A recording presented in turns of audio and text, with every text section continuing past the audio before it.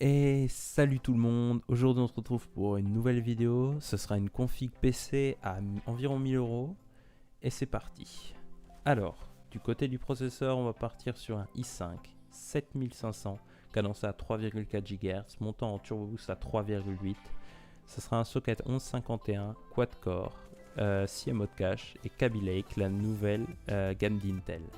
Il coûte à 239 euros, un peu plus cher que son prédécesseur, mais pour 0,2 GHz de plus. Alors, pour la carte mère, je suis parti sur la MSI H270 PCmate. Franchement, je trouve cette carte mère plutôt belle, le design est réussi. Elle aura de l'USB 3, même un USB type C. Franchement, ils commencent à mettre ça sur les cartes mères et c'est vraiment sympa. Elle ne supportera pas l'overclockage. De toute manière, votre processeur n'est pas overclockable, ça ne servira à rien de prendre mieux. Franchement, avec ces cartes mères, vous ferez tout ce que vous voulez. Pour la RAM, on part sur de la DDR4 Corsair Vengeance LPX 2 x 8 Go en 2133 MHz CAS 13.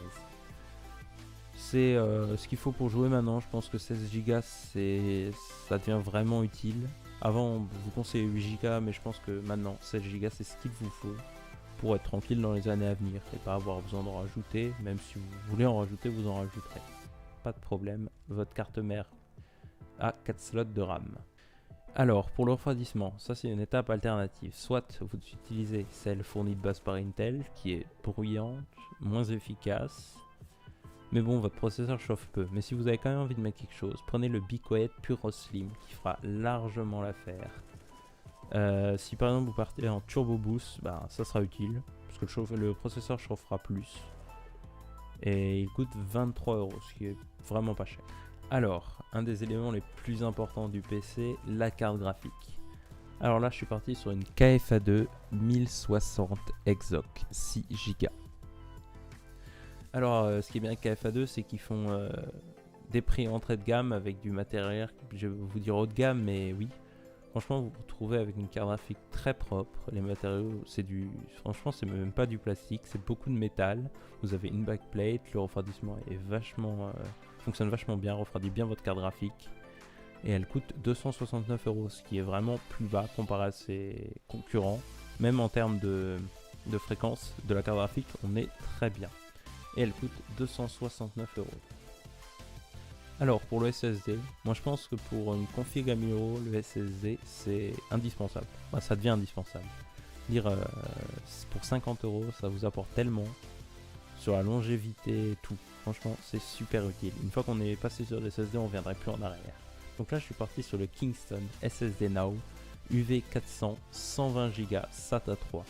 Franchement, vous pourrez mettre l'OS, quelques trucs, par exemple 1 ou 2 jeux max, même si je vous conseille pas trop. C'est pas vraiment utile les jeux dessus. À 52 euros. Et pour le HDD, on part sur l'indémodable Sidai Barracuda 1 Tera, 7200 tours par minute. C'est un disque dur de 3,5 pouces, SATA 3, parfait. Tout ce qu'il vous faut pour bien stocker. Pour le boîtier, je pars sur un boîtier vachement sobre que j'aime beaucoup, d'une marque que j'aime beaucoup aussi, NZXT, source 340 noir. Franchement, c'est un boîtier de super qualité. L'air ventilera bien dedans. Vous n'avez pas de problème au montage. Je veux dire, c'est une marque assez haut de gamme quand même. En dimension, c'est une moyenne tour. Elle supporte les formats de carte mère ATX, mini ATX et mini ATX. Sur le panneau avant, vous aurez du USB 3.0 et vous aurez une petite fenêtre pour observer tous vos composants. Et pour les baies, les emplacements de disque dur, vous aurez pour les emplacements 3.5, 2 plus 1 interne, c'est donc 3. Et pour les emplacements 2,5, vous aurez 2 internes. Alors, et ça coûte 79 euros. Et maintenant, pour finir, l'alimentation. Un élément assez important, si vous en prenez une trop faible, le PC bootera pas. Donc bon, pas super utile. Alors, je suis parti sur la BeQuiet Pure Power 9 cm 500 watts.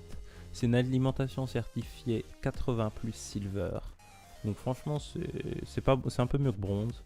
Ça fera le taf. Je veux dire, pour l'avoir dans d'un des PC chez moi, Elle fait pas de bruit, elle fait le taf, les câbles sont de bonne qualité, tout fonctionne. Et elle coûte 79 €. Et donc sur ce, les amis, on va se laisser. Moi, c'était un plaisir de vous faire une vidéo comme ça. C'est vraiment un truc qui me passionne. Donc si vous en voulez d'autres, dites-le moi dans les commentaires. Je prendrai. Si vous voulez des conseils pour le PC, dites-le moi aussi. Et sur ce, ciao tout le monde.